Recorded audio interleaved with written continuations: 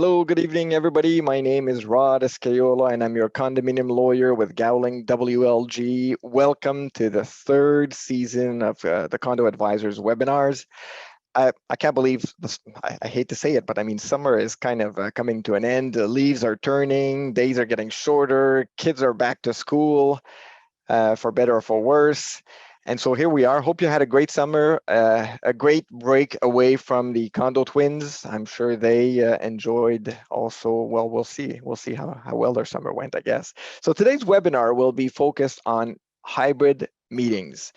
We've been spending the last 2 years maybe learning how to do things virtually. Initially, it was a mad scramble, then we all got a lot better at doing it virtually. There's benefits to that, there's pros, there's cons. But eventually, I think, we will all go back to normal, whatever that normal is going to be, and that's what I'm hoping to shed some light on. What is around the corner? I mean, obviously there's no turning back. The virtual world is here to stay. We've tested it. It's fantastic. It's very efficient. It's very civilized. It's the more humane way of doing an AGM. But we're humans. We like to see people. We like to shake hands, and share germs, I guess. And so eventually we're going to go back to that, right? And so what does the future look like? And that's the question we're going to ask our panelists tonight. And we have the experts needed to answer that question. Believe it or not, we've done what many thought was impossible. We have on the line tonight with us both Condo Voter and Get Quorum. And actually, I'm just kidding. It was very easy to do. Actually, they were very gracefully accepted to join us tonight and to sort of give us their perspective. So that's fantastic. I'll introduce the speakers in a minute. Obviously, a bit of housekeeping before we do so. The chat line is open. We love to hear where you're at. We love to hear when I introduce my panelists, there's a theme tonight, so maybe you can chime in and share your views on that theme. If you have questions, put them in, and the Condo Twins will try to answer them. Something else I'm going to send right away in the chat if I'm able to do it. Let's see if I'm okay. I will send you everyone a link to our survey. We have very short survey. It's about virtual meetings. I want to know what's the future. I want to know what you want to do next time. Is it going to be virtual? Is it going to be in person? So it's about 4 or 5 questions. I'll put it at the beginning. I'll put it at the end of the webinar, and please go in and we'll share the results later on. Okay, so I'm running out of time already. Disclaimer. If we speak about legislation, and we will, it's about Ontario legislation. That's where we're based. Keep also in mind that the information we share today is valid and accurate as much as possible as of September 7th, 2022. The information we share today is general in nature, so take it with a grain of salt. If you want to rely on it, best to go and get the advice from your own professionals. Hopefully it's us, but there's all sorts of options out there. Also, this webinar is being recorded, which means that we'll be able to eventually upload it on the Condo Advisor website. You'll be able to watch it on demand. Don't ask me how long it takes. It usually takes about 4 or 5 days to put it online. So you'll have to please be patient with us. And I think that's about it. Okay, let's go and introduce the panel. This is my favorite part here. And I'm going to stop sharing for a second here, just so we see everybody that's going to be speaking. I'm going in alphabetical order. I don't want anybody to later on tell me I have my favorite sort of provider. I don't. And so in alphabetical order, I'm going to first introduce Adam Arcuri. He's the president and partner of Condo Voter, and he's not the first time he comes to one of our webinars. Hi, Adam. How's it going? Hey, Rod, happy to be here. Welcome back to everyone for this season. The benefit of having a first name start with an A and a last name start with an A. You always get to go first here on the alphabetical list. Right. And so the first thing that I'm going to ask everybody, if I had met up with you this summer by the lake, what Canadian band would you most likely have been listening to? It absolutely would have been the Great Big Sea when I'm up. Oh, sorry, David. Again, I get to go first. No duplicates. We agreed. No duplicates. Fantastic. Okay, and so now, first time on this webinar, but this is not his first barbecue. We have Mark DiPinto of Get Quorum. He's the marketing manager with Get Quorum, and of course, I mean, we know what Get Quorum and Condo Voter provide. They're industry-leading providers with respect to like virtual meetings, electronic proxy voting, and all that good stuff. A foodie at times and a sport enthusiast. And a minute ago, he told me some deep dark secrets of when he was younger and went to party in Montreal, but I'm not going to share that. So hi, Mark, how's it going? Hi, Rod. Pleasure to be here. Hello, everyone. And so, Mark, if I met up with you by the campfire, what Canadian band would you have been listening to? Well, not necessarily a band, Rod, but like a good old Toronto boy. Drake's going to be on that playlist 100%. Nice, nice. Perfect. And the Condo Twins, we have, of course, David Plotkin. David, how's it going? Good. Adam stole my answer, so I will go with the backup, the Guess Who. Guess Who? Nice. And what about you, Graham? If we had met up with you on your boat this summer, what Canadian band would have been playing? If you would have met with me on my boat this summer, it would have meant that I had stolen a boat. But likely on that stolen vessel, you would have heard the Tragically Hip. Nice. Okay, well, welcome back, boys and everybody. And thanks for having accepted the invitation, Adam, Mark. And so before we get going, I think one of the questions, there's been a recent change, Graham, and I think there's an extension that's been provided for virtual meetings and all that good stuff. So I'm going to go to your slide and I'll let you introduce this. All right, so I won't dwell on this for too long, but for those who have watched previous seasons of this webinar, or for those true condo geeks who follow the updates and the regulations, as you may know, until September 30th, 2022, the government had said that corporations were allowed to continue holding virtual meetings and continue holding virtual votes, even if they didn't have a bylaw allowing them to do so. And we're getting awfully close to that date, but the legislator has announced that that is being extended once more to September 30th, 2023. So we have approximately a year and a month more of this time where you can do these things without a bylaw. And just to make sure that we go over all of them, I'll touch on the four most important things to know about. Two that go hand in hand are virtual owners meetings and electronic voting. Under this extension of the regulation, corporations can hold virtual owners meetings and can hold electronic votes, even if they don't have a bylaw in place that permits them to do so. Now, does that mean that you should forego getting a bylaw at all? Probably not, because this is kind of the bare minimum of, oh, Rod, just go back, yeah. This is the bare minimum of what's allowed, but it doesn't give any sort of detail on what constitutes a proper meeting or what constitutes a proper vote. So you do want to make sure that your governing documents do cover those two important aspects. In addition, electronic notices of meeting to owners can be sent to owners via email, even if the owners have not signed that express consent to receive electronic notices. Now, keep in mind, that's just for notices of meetings. And again, very importantly, virtual board meetings can continue to take place. Normally, under regular circumstances, well, I guess now this is regular, but back in 2019, it would have been that every single board member needs to consent in order to have a virtual meeting. But now under this this new regime, that is not required. You don't need the consent of each and every board member to hold a board meeting via Zoom. Okay, perfect, wonderful. And something else that came out of these regulation that are extending these temporary rules, which, by the way, I mean, I'm not a gambling person, but if I were, I'd bet a Big Mac that eventually these will be implemented, or a form of these will be implemented for good.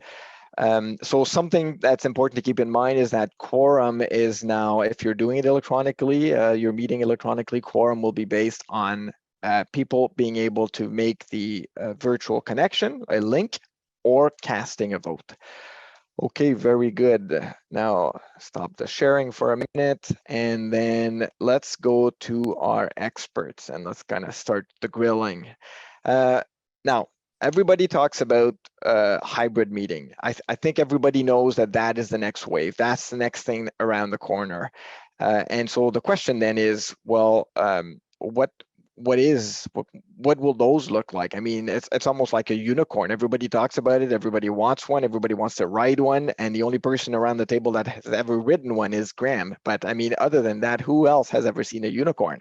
And so I want to hear what our good friends on the panel. David has one. So let's see what the future holds. But maybe my first question will be this. Maybe I'll go with you, Mark. What are people asking? Are people now going back to virtual, or are you still seeing a lot of return customers? Or what are you seeing? Yeah, so Rod, from the Get Quorum side, we're seeing a lot of return customers coming back to virtual. Even though they're allowed to meet in person, especially for the bigger corps, the benefits of virtual meetings have gone noticed. And it's an overwhelming majority want to stick virtual. We were anticipating a larger shift towards hybrid meetings when everything was reopening in Ontario. And we're still very prepared and still building tools because we think it's kind of the calm before the storm.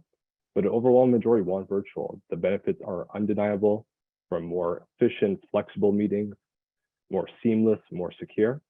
It makes a lot of sense for a lot of corps. There are a small percentage, especially if you have maybe half a dozen townhomes, to do an in-person meeting.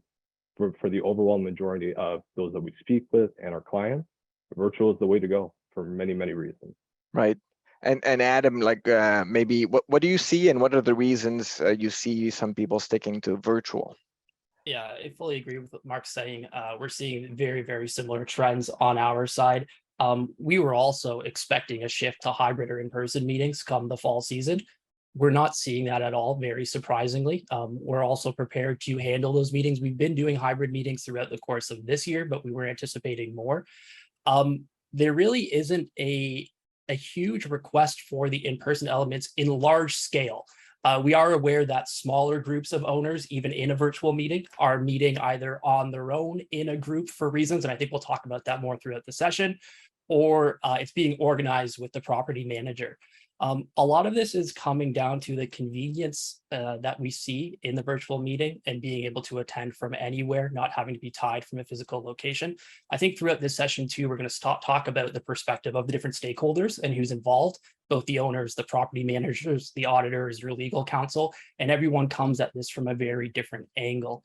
So what we are seeing, however, is individuals who are trying to host an in-person meeting. The board has decided one way or another. And after the notice has gone out, they're reaching out to us and saying, you know what, we're finding that a lot of the owners are looking for that virtual element. Can you help us out here? Can you, in a smaller time period after the notice has gone out, set up either a full virtual element or work with us to a hybrid meeting? That's more of where the discussion is at right now. Okay, wonderful. Let me launch a poll, and I sent you a text, Adam. Let me launch a poll, if I remember how to do this. And I want to hear what you guys at home, this is the question: how should your next AGM be held? Online, in person, hybrid? So how it should be held, and in a minute, I'll ask you how you would attend it. Let's say it was virtual, but for now, how should it be held? So numbers are coming in. And any thoughts, Graham or David, about whether or not we're gonna go back to in-person or virtual or hybrid?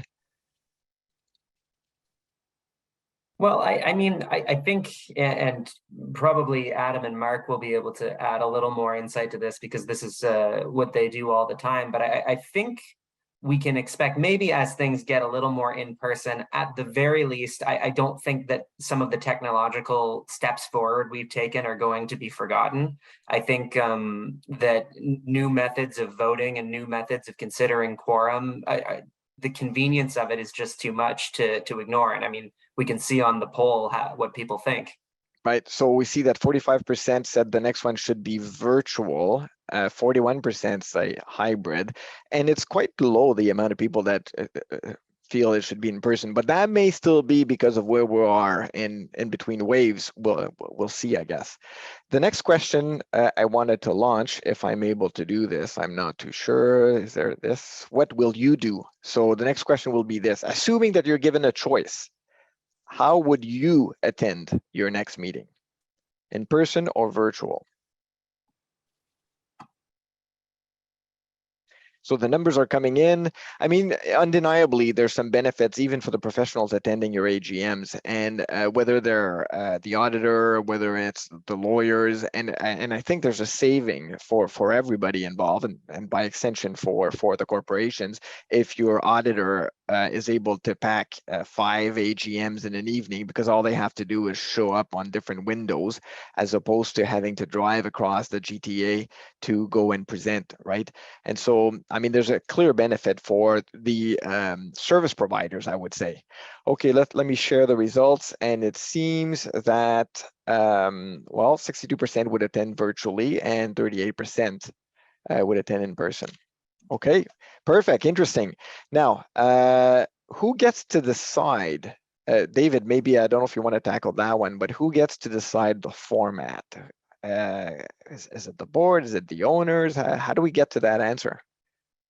I mean, I think at this point with the regulations, it gives pretty broad latitude to permit the board to make that call. Once you have bylaws in place, you can kind of play with the discretion language in the bylaws.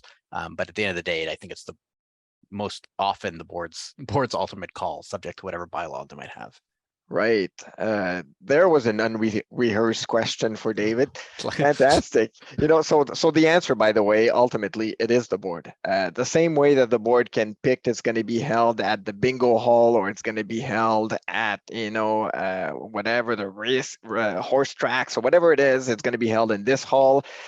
Ultimately, the board will get to decide. Now, you kind of maybe want to have a bit of a feeling as to where your community is. I think that's important too, but the board decides when, where, how. Okay, next questions back to Adam and Mark. I think last time I started with Mark, so I'll start with Adam this time around. What are hybrid meetings? That's going to be the question. And I mean, the way I see it, and you're going to tell me it depends, and you're going to tell me it varies a lot, and that's true. And we're going to drill down in all of these. But I mean, they can go from in-person with e-voting all the way maybe in the middle to in-person being streamlined for those 2 or 3 straddlers that don't want to come, they can't attend in person for whatever reason, right? So there's a computer in front of me and you're filming the head table. And all the way to at the other end of the spectrum, you'd have the full-blown Hollywood production, right? And so, Adam, what do unicorns look like in your crystal ball? Yeah, Rod, you answered the question for me. Thank you. It does vary incredibly. And I think what we're talking about here, as much as we're using the term hybrid, is we're really discussing the evolution of what the AGM is going to look like.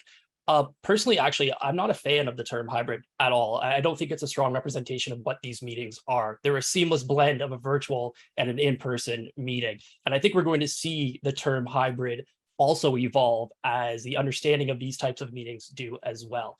And I think it's important to note that all of this is backed up through technology. It's what's enabling us to do so. It's what enabled us to have conveniences throughout the pandemic. So you hit the nail on the head, Rod. A hybrid meeting today looks like a multiple of different varieties. This is typically decided based off of your community, based off of how many people you have attending, based off of how many people you have within your community itself. What your physical space looks like, what your cost structure looks like. We have to remember that a lot of these communities would be renting out space in order to host an in-person event. Perhaps now that can be done within the community itself or at a smaller venue, which has cost savings. These are all variables that you have to consider when you're planning for a hybrid. In terms of the session itself, it does require equipment setup. So that's another variety. You painted a beautiful picture of what these can look like. A head table with a camera, audience members sitting behind, individuals attending virtually. There's a few key elements that are required in order to have a strong hybrid meeting, and that's ensuring that both audiences, regardless of virtual or in person, are connected in one way or another.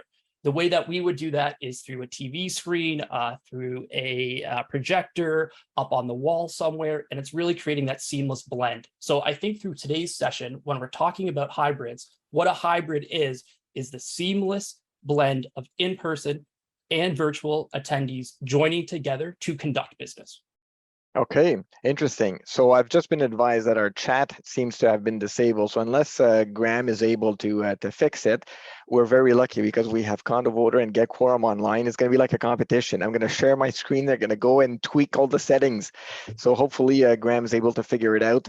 Just Because make I me would, a post and I'll do my best to hit the engine with a wrench over and over. okay, I thought you were going to go join log in the platform. Let me just see. I'll I'll do make that you. too. No, I'll make you co-host. There you go.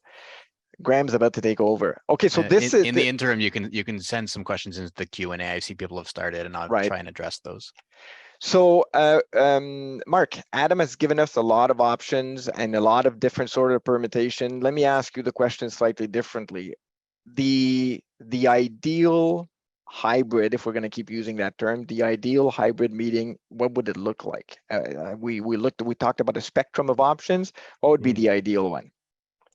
When it comes down to the ideal hybrid meeting, in our opinion, it's a seamless user experience for everyone involved. No one's treated as an add-on. It's not an in-person meeting with a virtual component or vice versa. Like Adam mentioned before, it's a seamless, unified experience for everyone attending. Whether you're attending virtually or in person, when conducting hybrid meetings, everyone should have an equal opportunity to participate, ask questions, pass motions, and have their voices heard. And that's for the roots of where we see hybrid meetings and what makes a successful hybrid meeting. And all this really comes down to, and Adam mentioned this before as well, is that whether it's from virtual meetings, electronic voting, using our registration tools, this is all an evolution of where our meetings are going. And whether you choose a in-person meeting, hybrid meeting, or virtual meeting, it comes down to a seamless user experience and a better way of conducting meetings for condominiums. Okay, and so what's wrong with, or what, maybe not what's wrong, but I mean, where do meetings that are streamlined, not streamlined, live streamed, where do they fall short? This meeting where I just have my laptop at the head table, people are attending in person, the camera's filming me from my laptop, and if somebody can't attend, they can just log in. Where does that fall short? Well, the simple answer is they're more sophisticated than that. Well, they may seem sufficient, and maybe for a really small corporation where you may have a handful of owners, putting a laptop in your meeting room to broadcast to maybe 5, 6 individuals, wholly sufficient for those use cases. But once you get to larger scale meetings or start accounting for the unique complexities of an AGM, such as accounting for who's voted via proxy, who's in attendance, how are you going to handle live voting and the unique requirements of weighted votes, voter eligibility, as well as making sure that data that you're collecting is audible, transparent, secure, is super, super important that standalone webinar software, in many cases, simply can't fulfill. And that's where platforms like Get Quorum and Condo Voter come into play, because our platforms have the feature set designed for these types of meetings and are able to ensure that it's not only successful, but secure and legal. You seem to agree, Adam. Yeah, absolutely. And neither one of us are really answering the question for you, Rod. And that's because there isn't a perfect answer for every type of community. It is absolutely going to vary on all of the different dependencies that both Mark and I are discussing here. Sure. Community size, tech setup, costs, demographics. This is something that is very different from when virtual meetings launched. Virtual meetings had a very structured format. It was working with a service provider, working with Zoom, working with GoToMeeting. Everyone receives the invites, everyone logs in. There are new variables now. Mark introduced some interesting topics here that I know we're going to discuss: reconciliation. How do you do voting in paper and electronic? That depends, again, on community by community. We're having these discussions every day with our clients. And we have not, at least, and we've done hundreds of these now, we have not found a single answer that is going to suit everyone. We have a checklist that we can go through with you as a needs by needs basis, and that's what we're going to see. I also think that opens up a very unique opportunity, is you're going to create a bespoke AGM specific to the needs of your community. As a board member, as a property manager, that's something that you can take pride in and something that you can really build and strive to do so within that organization or with that corporation.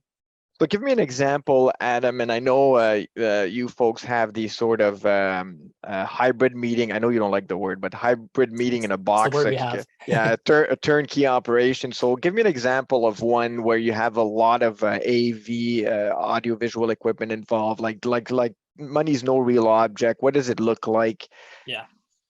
There's really three categories. One is you set up the laptop and a few people huddle around the laptop or the iPad. We've been seeing that throughout the pandemic. We saw owners meeting in person at someone's kitchen table, within a community hall, within the boardroom in the basement of the condo. That's been happening. That opens up unique complexities with reconciliation and voting. That's the most basic model. It works for small groups as long as you're using technology to do some sort of reconciliation to get accurate quorum counts, accurate motions. That's going to be true for all of these categories. Right. The second one is something that Condo Voter is offering, and this is an out-of-the-box hybrid meeting. And what it is essentially is a briefcase, literally, that is sent to your location, and it includes all of the equipment required for a hybrid meeting of anywhere between 50 to 100 people. And 100 people is probably pushing it, but we've done some like that. It's going to depend. Certainly between 25 and 75, it's a great experience. It comes with, and you're going to require this, the laptops. It comes with multiple webcams, microphones, projectors, projector screen, all of the setup required, as well as instructions on where to position that in the room. We also have on-site tech that we can provide too, that will come on and actually complete all of that setup. That's your middle category. That's very cost effective. You're looking in the range of anywhere from $300 to $500 for that experience. Then you go into the 300 or the third category, which is working with outsourced AV providers. I believe Mark's team has partners through this as well as Condo Voter. This is a more expensive, but you used the term yesterday, Rod. I love it. The Hollywood experience is the lights, the cameras, the perfect setup, audio technicians. This is really good for corporations that are going to have 100 or plus attending physically. It's an event. It's very similar to attending a wedding, as an example, where you have microphones and hosts and DJ setup and everything. It's very fun. It's a great production, but that can be very, very cost productive. More costly anyways. Thank you. Yes. Yeah. Okay. And so also, and I'm going to share a couple of things on my screen, but not with the sound because the sound is awful. Let me see if I can unclick this. So somebody wrote to me when we were preparing for this. Am I sharing now? What do we see? I have no idea what we're seeing. A bunch of stuff. Now it's gone. Yeah, let me just, I have no idea what I was sharing for a second. This is always a bit nerve-wracking. What about now? Do you see All labs. Okay, so that's something that somebody wrote to us about, and so it's like kind of a mini camera that it looks like a thermos almost, and you put it at the front of or in the middle of the table, and you can see on the left side of the screen how this Owl Lab camera does all the cutting for you, and you get to zoom into the board and whoever is speaking, as opposed to if you compare it to the right, it's what it would look like from your laptop if you just had the laptop plopped there, kind of thing. And Rod, sorry to interject here. This is the equipment that we use in our hybrid out-of-the-box solution. It works incredibly well. The motion detection allows people to focus in on who's asking questions, whether the chair is speaking, whether there's motion in the room. This goes a long way in providing that seamless blended experience where even if you're attending virtually, you see exactly what's going on within that room. It's a very cool experience. Right. And this is a sound that I'm sparing you. Somebody here is kind of showing what it looks like, and I guess you can also project people that are connecting virtually. No, is that what you see, Adam? That's exactly it. So this is a great example, really. You'll have that projector and it's set up typically at the front of the room where you can see whether that's your auditor who's attending virtually presenting, or you can see the individuals who are asking questions virtually up on the screen. So again, it goes back to connecting both of those audiences, both physically, virtually, and through audio. Okay, wonderful. I hope you weren't hearing her because I could hear her. Could you hear her? No, good. Weren't sharing I mean, it's the images are great, but I mean, it's going to put you to sleep. But thankfully, we have Adam to give us the quick and dirty sort of summary. So that's fantastic. Okay, so that's great. What's next? We spoke about this. We spoke about that. There's a couple of things that both of you raised. One of them is registration. I'm going to start with you, Mark, and we're going to, you also have a little video. So I'm going to bring you to the video and you'll be able to sort of share and walk us through. But I mean, if you're going to have people that are going to show up in person, and you're going to have people that are going to vote electronically and not show up at all, and you'll have people that will show up connecting virtually, you need to, registration is going to be a nightmare here. How do you do it, Mark? Well, that's a great concern to bring up, Rod. And the way that you described it perfectly, because it is such a challenging endeavor for a hybrid meeting. And that really showcases the complexity of these types of meetings. Accounting for who's in person, who's voting via proxy, who's keeping their proxy, who's revoking their proxy, who wants to vote live during the meeting, who's attending virtually. These are all important questions that everyone needs to account for when hosting a hybrid meeting. That's why what Rod's about to show you is a beta test of what our new registration tools look like, which is going to be available to everyone in the next week or so. And this streamlines the process by accounting for all those unique factors. Okay, Rod, and if you don't so, mind- right, so set it up. I mean, so this is how people would register, and I take it, Mark, that people would register in advance or in person, or like, I mean, or do you have like an iPad at the door and at the meeting room? So it's a combination of both, Rod. So what we're Okay. going to show everyone here today is the administrative view. So this would be the property manager, board members, perhaps a volunteer. Attendees will have the option to register beforehand in the meeting, simply show off their phone, just as you would a Ticketmaster ticket, for example. I'm all set up, I'm voting online, I'm good to go. That's awesome. But also too, for those who are less tech savvy, could set up a laptop or an iPad and be registered at the front desk. And Right. this is the app that we're going to be showing today. Okay, so it only lasts a minute. I'm It's going to only a start it. minute. Yeah, and by so all walk means. us through. Yeah, for sure. So it starts in by logging in with your secure user ID as an administrator in the Get Quorum app. You can see there, I'm clicking on My Meetings. We only have one meeting. Instantly brings you to the statistics of the meeting in real time, which are updated for attendees who voted by proxy, who's in person or virtual attendance. You can see there a list of everyone that's registered for the meeting. You're able to search by unit number, first name, last name. For super quick searches, you could scroll down, kind of go through everyone. You can have people do that themselves. You could see here, this is an individual that actually has a proxy on file. They're in the meeting, but they're going to keep their proxy, which is they're now checked in. So they're keeping their proxy for the meeting. And what we're going to go to next is actually someone that's going to be registering to vote live during the meeting. So we're going to click on Hudson in about 2 seconds, check him into the meeting. He's going to be voting electronically by Get Quorum with the help of our mobile app. He's all checked in, and he'll now be able to use our real-time voting app for live voting during the meeting, all updated in real time with the dashboard. And this shows you what I usually listen to on Facebook, the Golden Girls and the Sister Act. But let me just see, there was a point where, because you showed us a lot of stuff here, but there was a point that was really about, well, anyways, for the user, I mean, it's just the last part that you discussed, right? For the user is you log in, you check in, you indicate how you will vote, and that's it. Bob's your uncle. Now, you may have noticed, people at home, that Adam was not taking notes, and he's not taking notes because, tell us about your setup, Adam. Yeah, I mean, Mark, a great demo of how technology is really going to enable these hybrid meetings.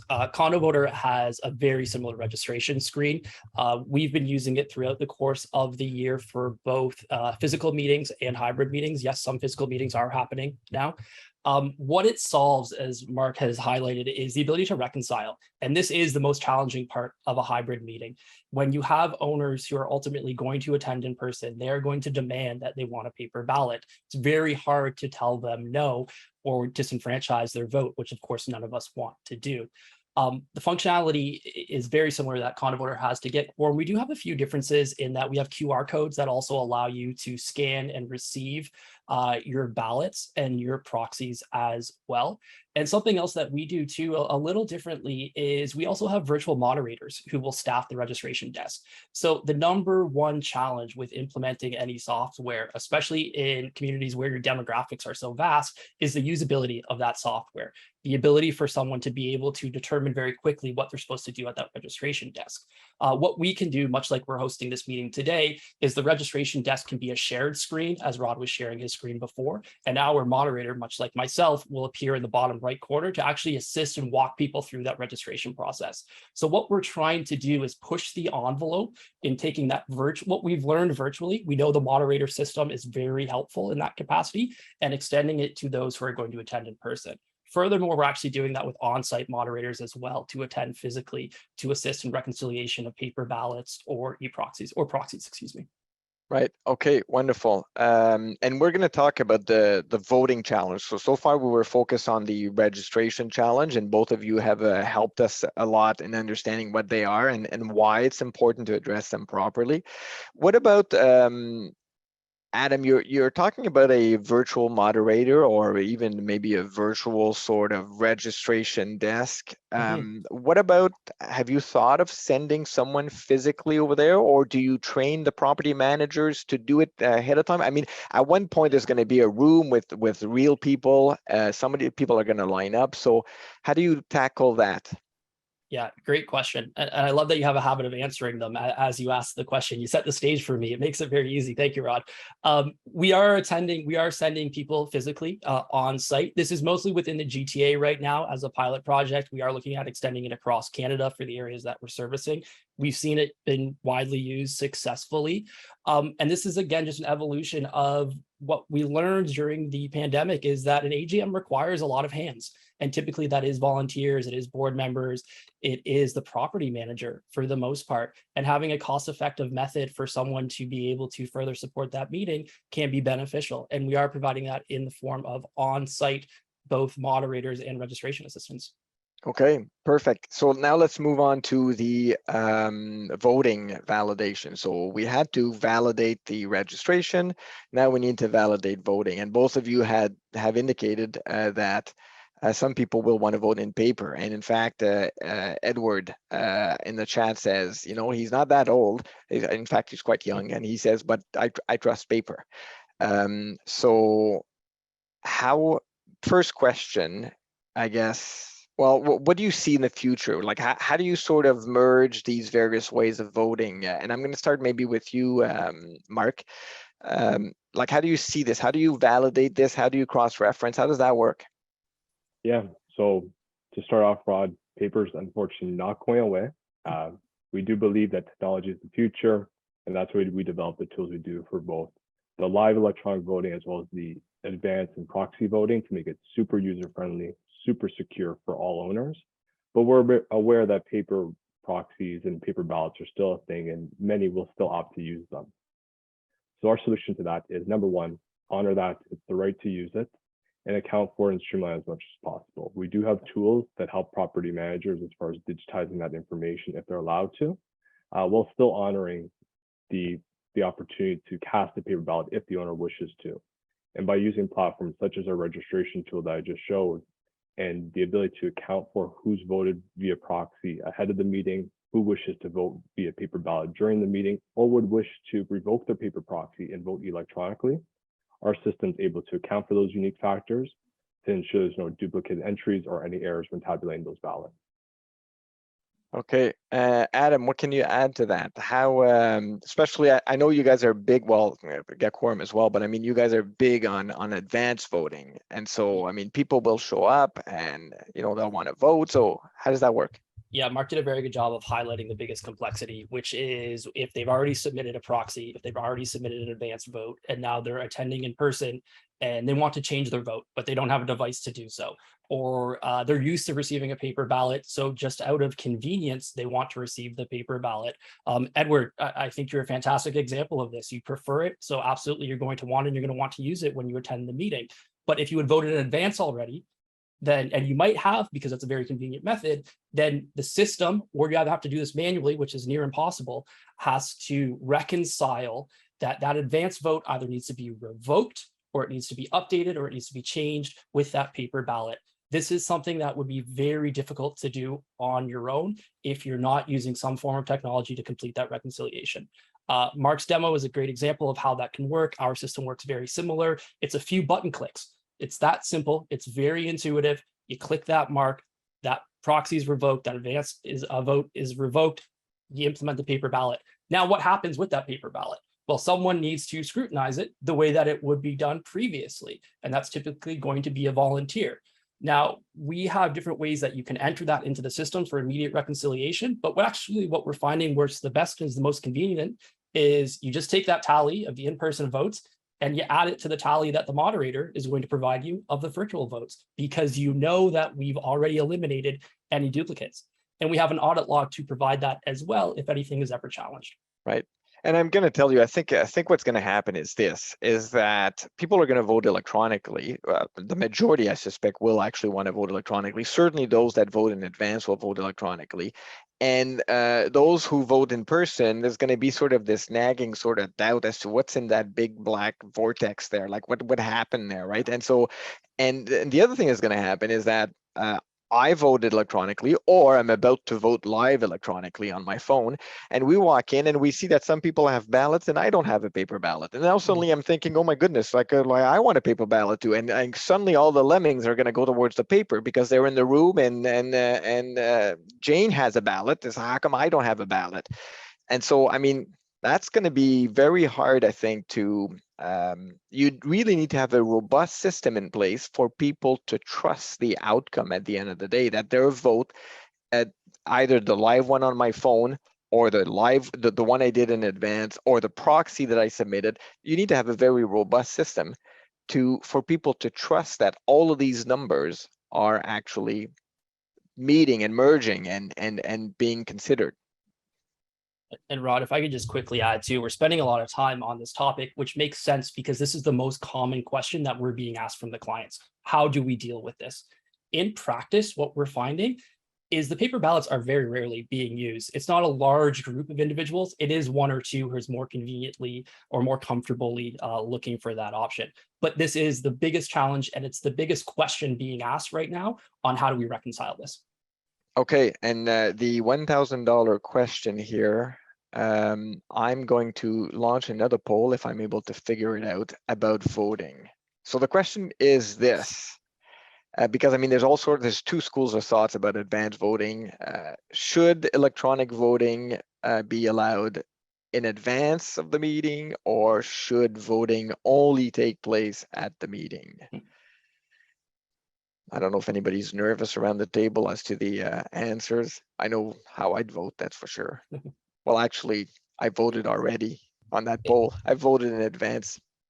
I might bias the poll here, but Ontario is unique in the jurisdiction in that we are allowed to advance vote. We operate in a number of areas where this isn't an option at all. So it is very interesting that we even have the option to begin with.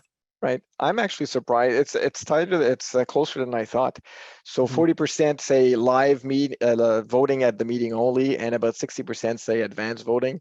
And as I said, I'm a bit surprised, but that's fine. I respect the outcome. I would have thought, what are the benefits of advanced voting?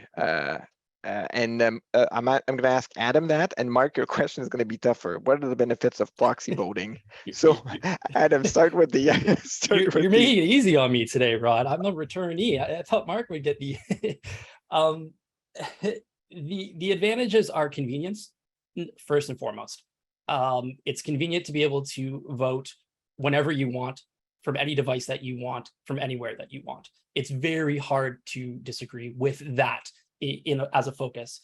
What we're also seeing as a result of that ability is greater diversity on the board for different individuals being elected, and inclusivity for all owners within the community. Single parents, shift workers, non-owner occupants, snowbirds, individuals who typically would not be on site to attend the meeting and to vote in real time live are now participating. We've drastically seen the numbers of participants increase over the past few years. I mentioned yesterday in our pre-session that if we compare a similar community that does not allow for advanced voting with one that does, the amount of participation is less than half. And quite often what we see is them maybe not even achieving quorum on their first attempt because of that. Mm-hmm. Mark, what about the proxy? And not so much maybe the paper one, but what are the benefits of the proxies? Does it still have a place? Yeah, no, it definitely does still have a place. And to reiterate some points that I made about the advanced vote, because they do lie very similar as far as the benefits when doing electronically.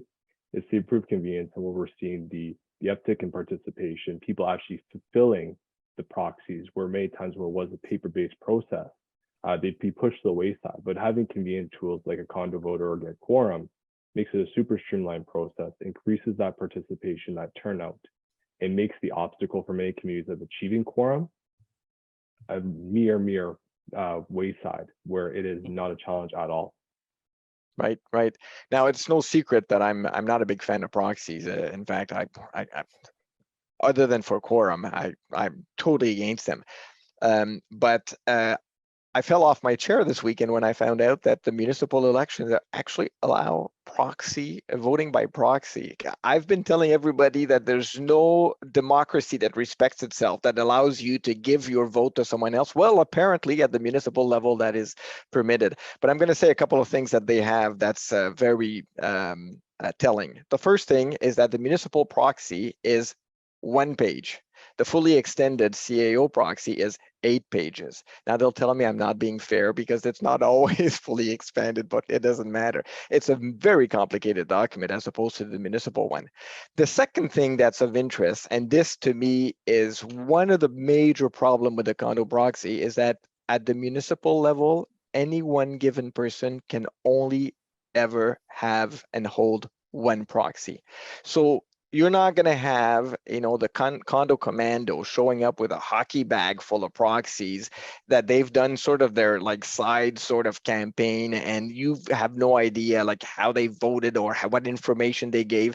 Like that to me is problematic, that John, this is a fictitious name, is able or carries 40 votes. Him, like he's not carrying someone else's vote. He's just voting 40 times. So at the municipal level, that's not permitted. And the last check and balance at the municipal level is that the proxy holder has to go to the municipality and they have to get the city clerk they swear in front of the city clerk some documentation or some like, I will exercise the vote properly, XYZ. I am not a proxy for someone else. So you get the stamp from the municipality.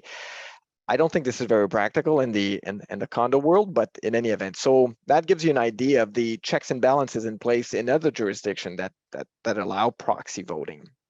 Okay, good. Next topic. I'm keeping an eye on the clock because David has to do some heavy legal lifting. So, what would be the challenges when you're setting yourself up, psyching yourself up to do a hybrid meeting?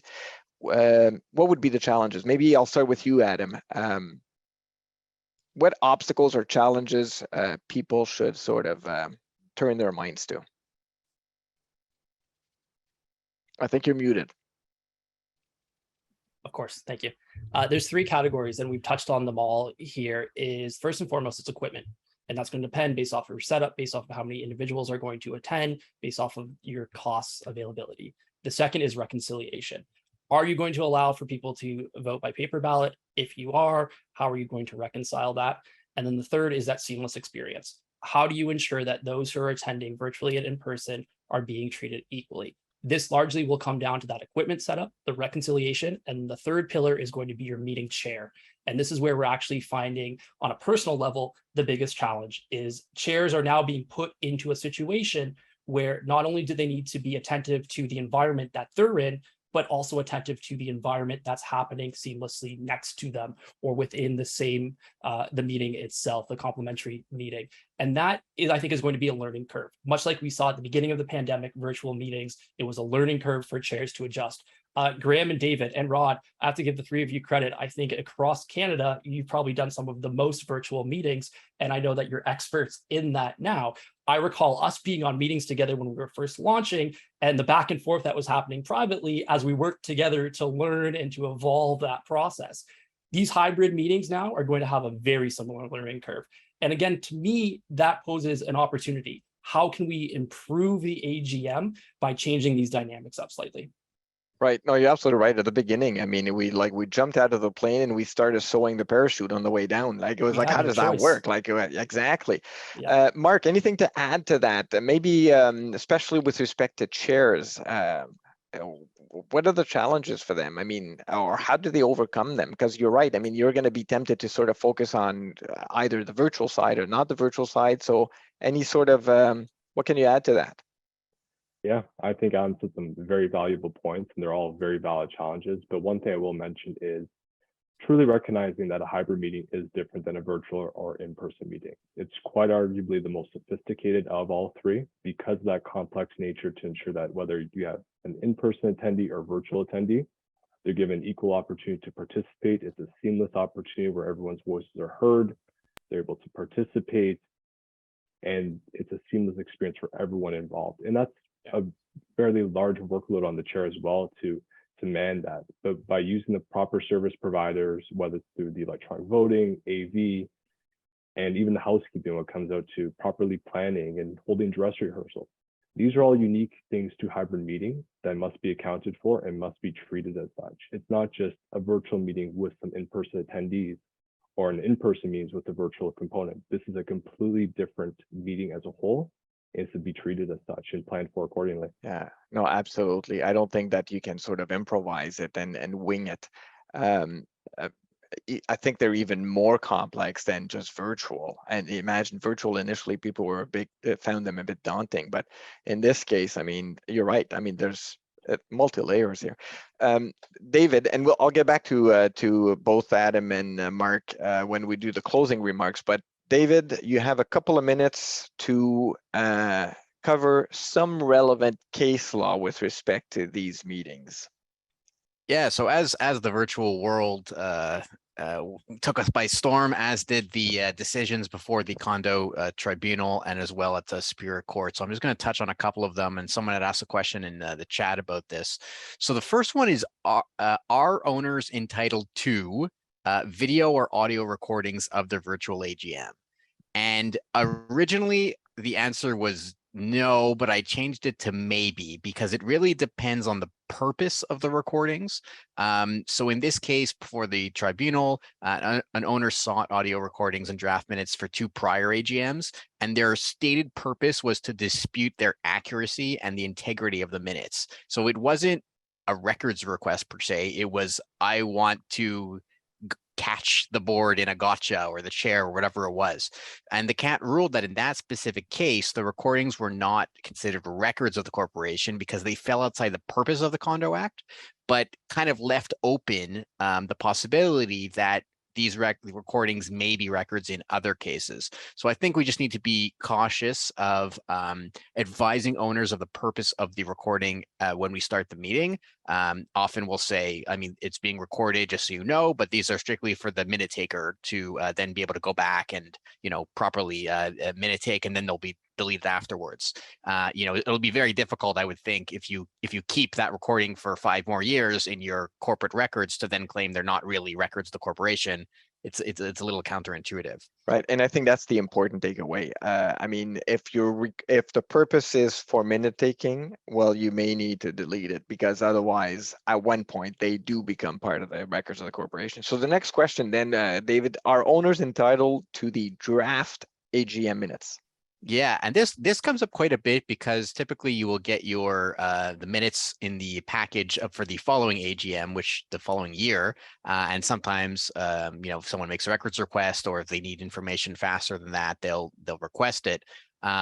So the straight and dirty answer is no, owners are not entitled to them because draft minutes are not records of the corp until they are approved. And that makes sense because they're draft minutes. They can be addressed to the next AGM. They can be amended. They can be changed and approved. So that's when they become a record. But you may opt to circulate draft versions earlier for all sorts of reasons, especially in the context perhaps of a records request, if it makes sense in the circumstances. But you always got to be aware of, you know, with multiple drafts being circulated, there may be some confusion there about what is the actual decision that was made on a particular issue. Right. I think you have a third question, eh? The third one, question. and I'll do it in 1 minute because we had talked about this in a previous webinar, but it's also very relevant here. So are owners entitled to demand a neutral chair? And this was a case that went to Superior Court because it was effectively seeking injunctive relief before a meeting had happened. The quick answer on that is no. Technically, legally speaking, and not proactively. You can't go to court as the group of owners did here and demand a different chair for a meeting that is about to happen because they had some beliefs that the chair was somehow partisan or wasn't going to be neutral. But it was, the court viewed it very skeptically. They said, well, we don't know what's going to happen at the meeting. I'm not just going to assume, said the judge, you know, in summarizing here, that something wrong is going to happen, or there's going to be mismanagement of the meeting. If something bad happens, come back to me afterwards and contest the meeting or the results of the meeting. But again, I mean, the best practice is to first check your governing documents to see who can be a chair and how that chair is appointed. Consider having a chair who's respected and perceived to be neutral, and consider retaining a third party to chair the meeting, especially if you're doing that with one of the service providers already or with legal counsel. And if you are running for election, you may consider yourself not chairing at all, or delegating the election portion to someone else. So there's no perceived conflict of interest there as well. Yeah, okay. A couple of quick questions. I think we have time for it. One of the questions has to do with scrutineers and how do we sort of tackle the scrutineers in the virtual world. The quick answer is that the scrutineers are not required under the Act, under the Condo Act. They were practically required because you needed to have somebody count the ballots, and of course you didn't want the candidates to be counting the ballots, and so the community, the ownership would agree, oh well, it's going to be David, it's going to be Graham, they're going to be counting the ballots. But there's no requirement to have scrutineers. And what we often do in the virtual and hybrid world, I mean, if you're going to have Condo Voter or Get Quorum be the central that grabs all the votes and receives all the votes and holds them and processes them, well, they got to be the scrutineer at the end of the day. It makes no sense to do it any other way. And truly, they couldn't care less who gets elected. They don't care. And so it's the most neutral scrutineer as to have the service provider do it. So that's one of the questions. Another question that we often hear is, well, what if people get muted, selectively muted? And I'm going to say a couple of things about that. Well, first, it's all in how you do it. Everybody should have the opportunity to be heard, but no one has the right to hijack a meeting. And so what would happen sometimes in the old days is that someone would just keep screaming and talking louder and taking over the meeting and not letting go. So, I mean, once somebody has said their piece once and twice, we eventually need to move on. And so even in the real in-person world, normally the proper process is for the speaker to be recognized by the chair. I recognize you, your hand is up, David, go ahead. And then eventually at one point, the chair says, okay, well, David, we heard you. That's the 6th time you raised this, we need to move on. But unfortunately, some people don't hear that. They miss that day in kindergarten where we learn to be nice to one another. And so then they just repeat and they just take over the meeting. Okay, so we're running out of time quickly as usual. I'm going to ask as sort of we part, I'm going to go around the table, thank my speakers, and Adam and Mark, the question for you will be, give us a couple of do's and don'ts basically when dealing with hybrids. Those are going to be your parting words. And so I'm going to start in reverse alphabetical order. Mark, I'm going to start with you, Mark DePinto. He is with Get Quorum. That's fantastic information you gave us, Mark. You're an amazing speaker. I hope we get to have you again on this show. Hope you liked it. And Mark, some do's and don'ts about going hybrid. Yeah, well, first off, thank you, Rod, for having me, and thank you everyone for today's presentation. But to end it off on some do's for your hybrid meeting, number one, be prepared. We talked a lot about preparing your meeting specific for the hybrid meeting. That is definitely the number one rule when it comes to doing a hybrid meeting effectively. Number two, choose the right solution. Whether it's electronic voting, the virtual meeting portion, registration, choose a robust solution that is sophisticated enough to meet your condominium's needs. And the third is have the proper AV preparation. Whether you want to do a big Hollywood production, as Rod says, or you want to do a more smaller, intimate production with maybe the Owl, for example, make sure you're getting the adequate equipment you need to run a successful meeting. Yeah, absolutely. So thank you again, Mark. Adam Marcuri from Condo Voter, regular speaker. What are do's and or don'ts? Yeah, Rod, first of all, thank you for having me here. Always a pleasure. I really like the format where we can have both myself and someone from Get Quorum on. I think this makes it for a very dynamic panel. The number one do is, this hasn't changed from virtual meetings. Keep your database of record up to date. Make sure your owners lists are up to date. Make sure you have emails. If you don't have emails, work with your provider to get emails. If you don't have emails, get a phone number. We can do voting by telephone now. We've been offering that for a few years. It's a fantastic feature. The second do is do a trial run. make sure that you test that AV equipment, whether you're working with a provider or not, before the meeting. Do not allow the practice session or the meeting itself to be the first time you actually try it within the room. And the final don't is don't limit one audience or the other. That can sometimes be tricky. We're going to learn from that throughout the experiences as hybrids become more prevalent. We're going to have new technology that's going to assist with that, but do your best, do or don't limit those attendees one way or another. Thanks, Rod. Thank you. Okay, so now I'm going to turn to my two condo twins, Graham McPherson, condo lawyer extraordinaire with Gowlings WLG. Parting words? I guess my parting word is also going to be a don't, and it's don't knock it till you try it. We were all pretty worked up about how virtual meetings were going to look, and I think everyone was a little hesitant about them in early 2020. And now, as we can see, I mean, based on our audience here, most people tended to prefer virtual. So try not to be afraid of it, and that's for owners, managers, board members, or even anyone who's going to chair a meeting in the audience today.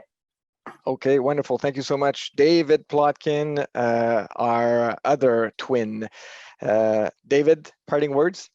I didn't have much more to add than that. That's what I was going to go with. I mean, we all thought virtual meetings were scary when they started, and we all figured them out. And now we get quorum all the time when we often had issues doing that. So embrace the change. Yeah, for sure. Thank you so much. Okay, everybody, we are going to take a break next month. Yom Kippur is an important celebration, so we're going to take a break next month. We're going to come back on November 2nd. And you will need to register again to register for these webinars. At one point, we're going to post sort of what's the topic. I actually kind of know the topic. I'm aiming for a special episode on noise complaints, and we're going to have a noise expert that's going to tell us what you test and how you test it, and so on and so forth. So anyways, when the time comes, you'll be able to register by clicking on the webinar tab on Condo Advisor, and then you'll follow the prompts, and you'll be able to get the link as you did today. Thank you very much, everybody. Thanks for joining us. Again, this time around, we're a bit over 6 o'clock by 2 minutes. We don't take your time for granted. We love doing these for you guys. And so hopefully you are taking something away from them. Okay, thank you very much. Have a great evening and see you in 2 months.